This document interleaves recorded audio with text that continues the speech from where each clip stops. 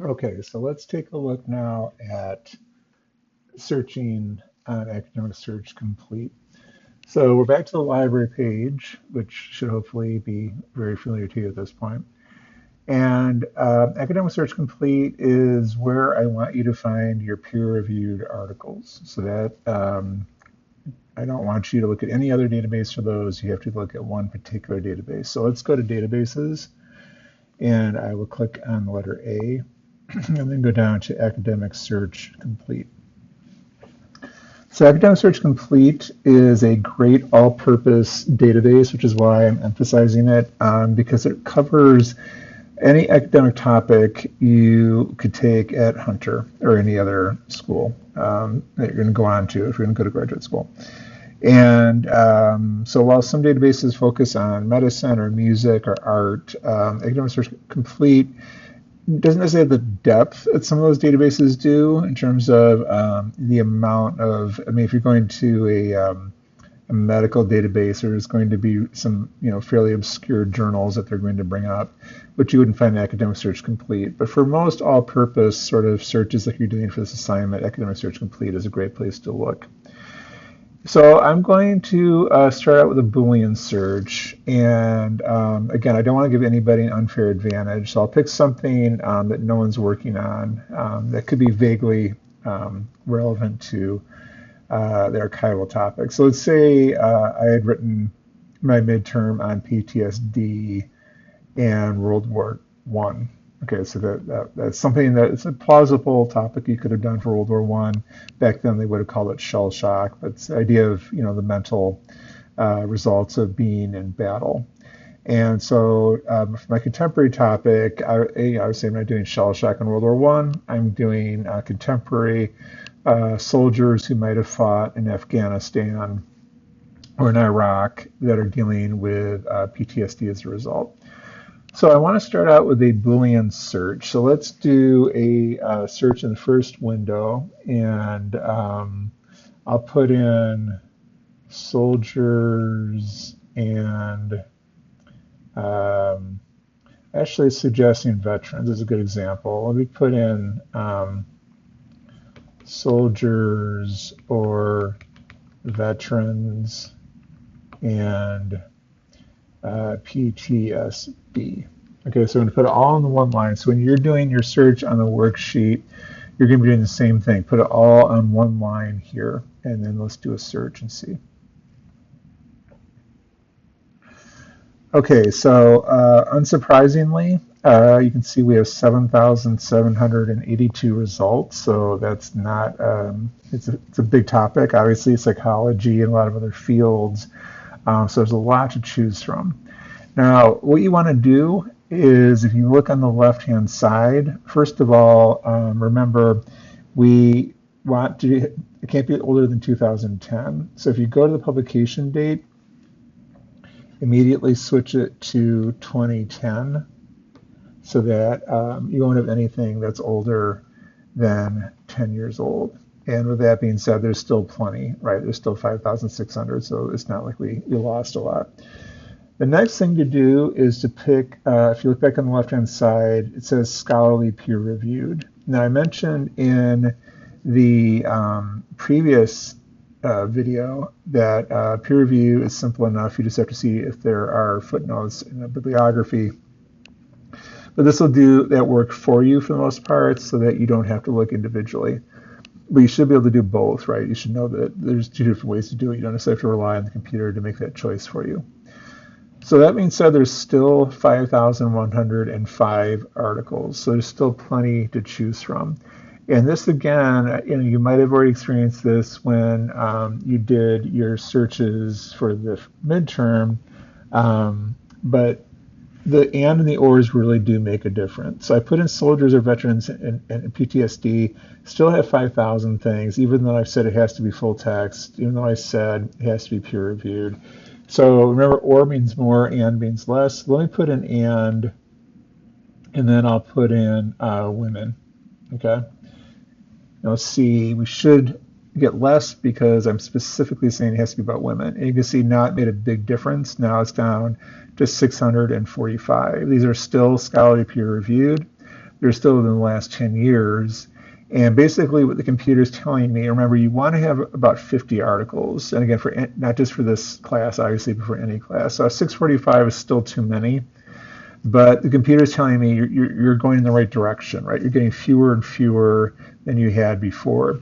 Now, I might cheat a little bit. For the women, some of you are doing the women in the Air Force. Let me pick a particular branch of the service. So I'll put in Air Force.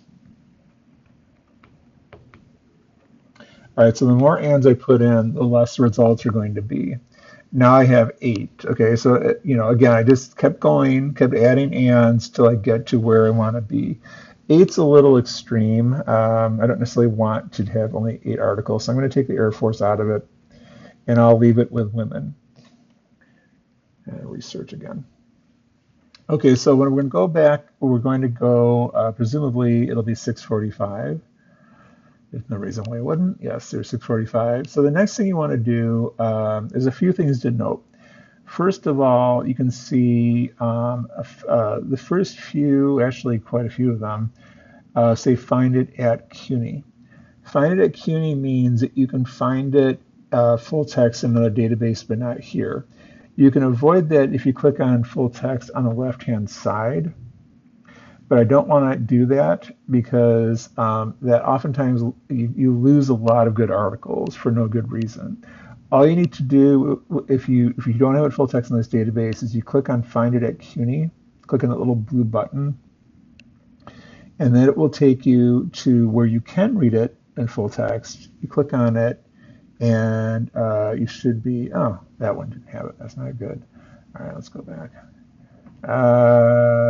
Let's try this one. Okay. This another Elsevier, which might be the same issue. Okay, this one good.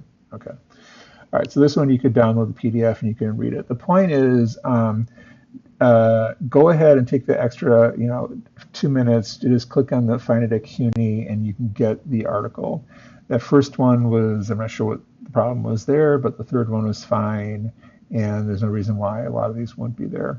You can see number 5 is actually in French, which is another factor. So you might want to pick, interestingly, doesn't mention French. That doesn't make any sense at all. It's definitely not German or Portuguese. I actually speak French. So, okay, let's update that. And we're saying I don't want anything in German. I don't want anything in Portuguese because I don't speak those languages. Okay, so there's all kinds of ways to narrow things down. Now, the next thing I want you to do, and this is on your worksheet, is to look at the subjects. So let's take a look at one that looks, so I'm looking at women, PTSD, and soldiers or veterans. I'm going to maybe go with number 2. How do gender and military sexual trauma impact PTSD symptoms? Okay, so that is an interesting angle. I'm going to click on this. And what I'm doing now is that I want you to look at the subjects. Okay, and so the idea is very similar to the subject headings we talked about with books. So this one you can see the subject terms are cognitive therapy, evidence-based psychotherapy, EMDR, eye movement desensitization and reprocessing, exposure therapy. So there's all these different things. What you can do is in these the other 2 windows, I'm going to leave, so the official term is women veterans, but I'm going to leave that alone because I already basically have those words in the search. But let's say you're a psych person and I'm interested in cognitive therapy. So I'm going to leave that search in place that I started with. And from those subject terms below, I'm going to pick cognitive therapy, exactly as they have it there. And the big difference is from this, I'm going to pick subject. Okay. So I have a particular subject term that I'm looking for. I'm going to click on search. And so the idea is this is another way to narrow things down. Every article that comes up, and this is great, this is perfect, right? You're aiming for about 50, 29 is really dead on. And because I picked cognitive therapy as a subject term, every single one of these will have cognitive therapy or cognitive behavior therapy listed as a subject terms, which means that it will focus on that. All right, so there's still going to be about women, still going to be PTSD and veterans and women who are active duty soldiers, but they're also all going to talk about cognitive therapy. And so we've got 29 that are very, very focused. So we've gone, again, through Boolean and through picking the subject headings, we've gone from 7,000 results to 29 results that easily. Okay, so that's what I want you to do on the worksheet. I want you to write down 2 or 3 subjects and then do a revised Boolean search, leaving them in the boxes. So what I'm trying to get you to do in terms of learning how to do research is not only using Boolean, which again is the best way to do your initial search, but also utilize subject headings, whether it's for a book or an article, to narrow things down. It's a very effective way to get things that are much more focused on what you want and a much narrower bandwidth, right? So 29, this would be great to go with. You can see some of them say linked full text. Some of them are find it at CUNY. I already went over what find it at CUNY means. So if you're running into that, just click on that button and then pick the next one. The last thing I'll mention, let's take a look at the linked full text on this one. I mentioned earlier the idea of the bibliography. So this one, if I was actually going to use this in a paper, besides reading the article, and obviously I haven't read it, I'm doing this in real time, but here's the article. If this article really gets to what I want it to do, and it's mentioning things that are really relevant to what I'm doing research on, here are the references. So this is definitely peer reviewed, and here are all kinds of references that I could go on and use, and there's a lot of them. And then I could look up some of these articles myself and then fill out the rest of my research, right? So there's a number of reasons to go down to the citations. Okay, so hopefully that makes it clear. Please do that on your worksheet. Fill in the results. And again, I'm not going to grade it, but I want to make sure, because the final is your last chance to influence your grade, I want to make sure that you picked a topic that it has potential, that meets the parameters of being modern and related to your historical topic. Okay, so fill that out, send it to me as an email attachment, and I will get your midterms back to you graded by the start of the next class. I will talk to you soon.